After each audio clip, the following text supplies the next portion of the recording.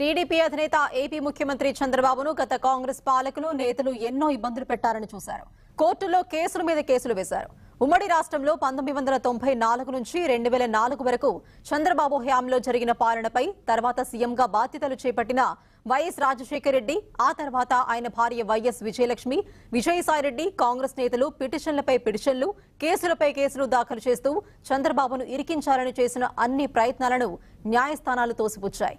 ఉమ్మడి రాష్ట్రంలో చంద్రబాబు హయాంలో జరిగిన భూ కేటాయింపులపై సీబీఐతో దర్యాప్తు జరిపించాలని వైఎస్ విజయమ్మ చేసిన ప్రయత్నాలను హైకోర్టు, సుప్రీంకోర్టు తప్పుబట్టాయి.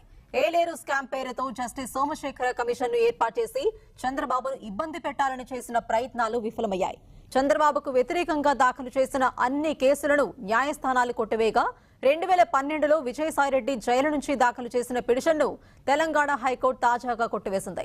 రాజకీయ కక్ష సాధింపుతో దాఖలు చేసిన పిటిషన్లను అనుమతించలేమని, వాటిని ప్రజా ప్రయోజన వ్యాజ్యాలుగా పరిగణించలేమని స్పష్టం చేసింది.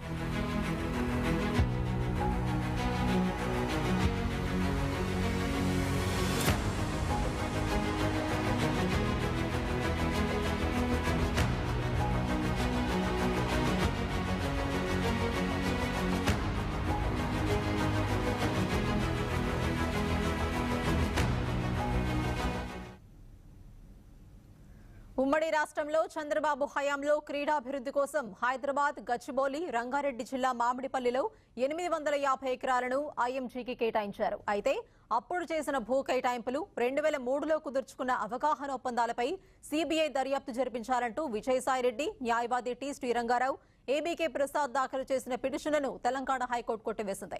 2012లో దాఖలు చేసిన ఈ ప్రజా ప్రయోజన వ్యాజ్యాలపై ప్రధాన న్యాయమూర్తి justice Alok Aradhe, justice J శ్రీనివాసరావులతో కూడిన ధర్మాసనం తాజాగా తీర్పు వెలువరించింది. ఆర్టికల్ 226 కింద విచక్షణాధికారంతో న్యాయస్థానం ఆదేశాలు జారీ చేయాలంటే కోర్టును ఆశ్రయించే వ్యక్తి నిజాయితీతో, సదుద్దేశంతో ఉండాలని, ఎలాంటి వాస్తవాలను దాచరాదని హైకోర్టు ఈ సందర్భంగా వ్యాఖ్యానించింది.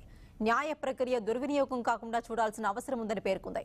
చట్టం చదరంగం ఆట కాదని, వాస్తవాలతో కోర్టుకు రావాల్సి ఉంటుందని స్పష్టం చేసింది.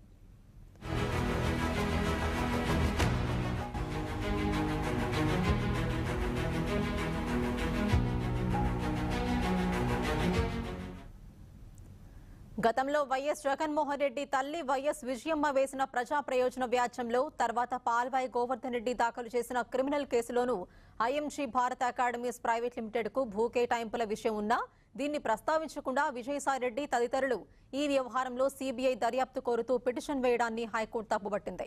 ఇప్పటికే తేల్చిన అంశాలపై తిరిగి పిటిషన్ వేయడాన్ని, రాజకీయ ప్రత్యర్థిని లక్ష్యంగా చేసుకోవడాన్ని, 6 ఏళ్ల పాటు మౌనంగా ఉండి తర్వాత కోర్టును ఆశ్రయించడాన్ని అంగీకరించలేమని ధర్మాసనం తేల్చెప్పింది. ఐఎంజీ వ్యవహారంపై సీబీఐ దర్యాప్తునకు ఆదేశించడానికి ఎలాంటి కారణాలు చూపలేకపోయారని వ్యాఖ్యానించింది.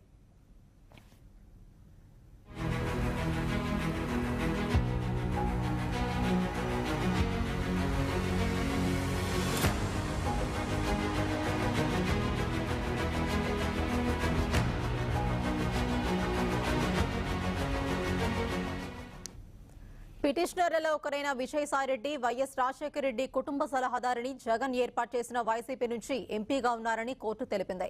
ఐఎంజీ భూముల వ్యవహారం ఒప్పందంపై సీబీఐ దర్యాప్తు చేయడానికి ఎలాంటి కేసు నమోదు చేయడం గానీ, ఫిర్యాదు కానీ లేవని ధర్మాసనం పేర్కొంది.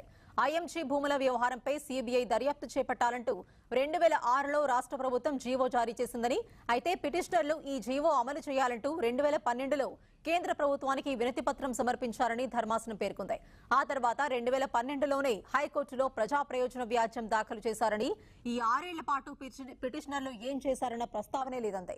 ఇంతకుముందు ప్రజా ప్రయోజన వ్యాజ్యంలో ప్రైవేట్ ఫిర్యాదుతోనూ తేల్చిన అంశాలకు కట్టుబడి ఉండాల్సిందేనని, పిటిషనర్లు అదే అంశంపై విచారణ కోరజాలంటూ పిటిషన్లను కొట్టివేస్తూ తీర్పు వెలువరించింది.